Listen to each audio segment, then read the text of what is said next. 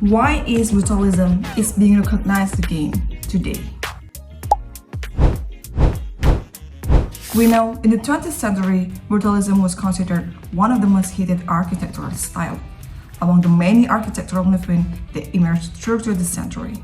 Brutalism gained a reputation for being heavy, unfinished, cold, messy, and dominated by raw concrete. However, architectural taste is never fixed. Human preferences continuously evolve as technology, society, and cultural values change. Today, after decades of highly polished, carefully crafted, and visually perfected architecture, many people are experiencing different kinds of fatigue. Contemporary buildings often emphasize smooth surface, flawless finishes, and heavily curated aesthetics. While these qualities can be attractive, they can also feel repetitive and artificial, undetached from natural reality.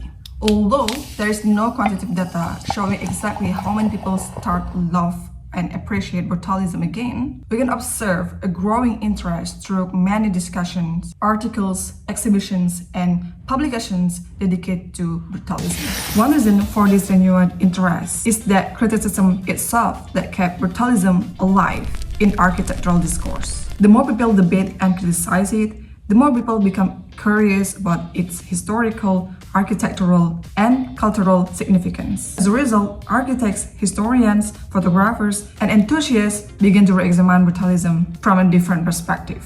This appreciation can be seen through publications such as SOS Brutalism, A Global Survey, How to Love Brutalism, and Soviet Ethos. These books documents, reinterpret, and celebrate buildings that were often overlooked or dismissed. Ironically, brutalism's reputation as a hated style may have contributed to its continued presence in public memory. Yet, this is not simply a revival. It is better to understood as a reinterpretation. Architects are not merely copying brutalism in 1950s to 1970s. Instead, they are examining the principle of brutalism and adapting them to the contemporary needs and values. One of the most important reasons in this reinterpretation is sustainability.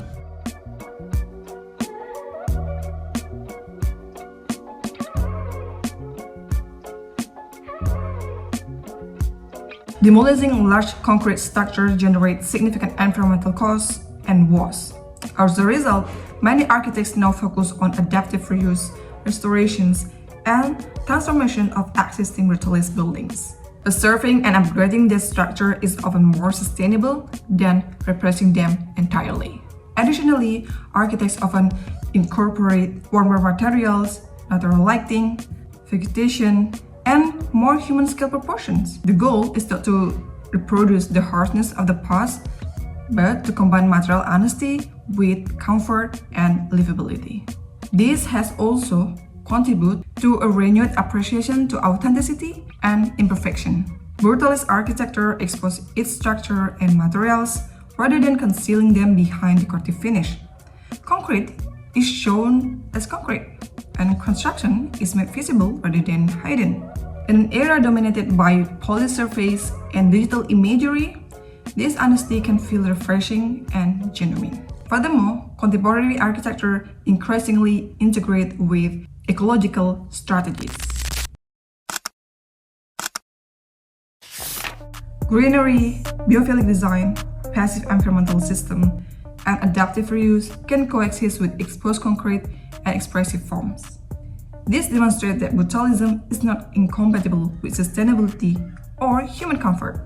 Ultimately, the renewed interest in brutalism reflects a broader search for authenticity, material honesty, and meaningful architectural experiences. Rather than simply returning to the past, architects are redefining brutalism, combining its powerful spatial qualities with contemporary concerns for sustainability, comfort, and environmental responsibility.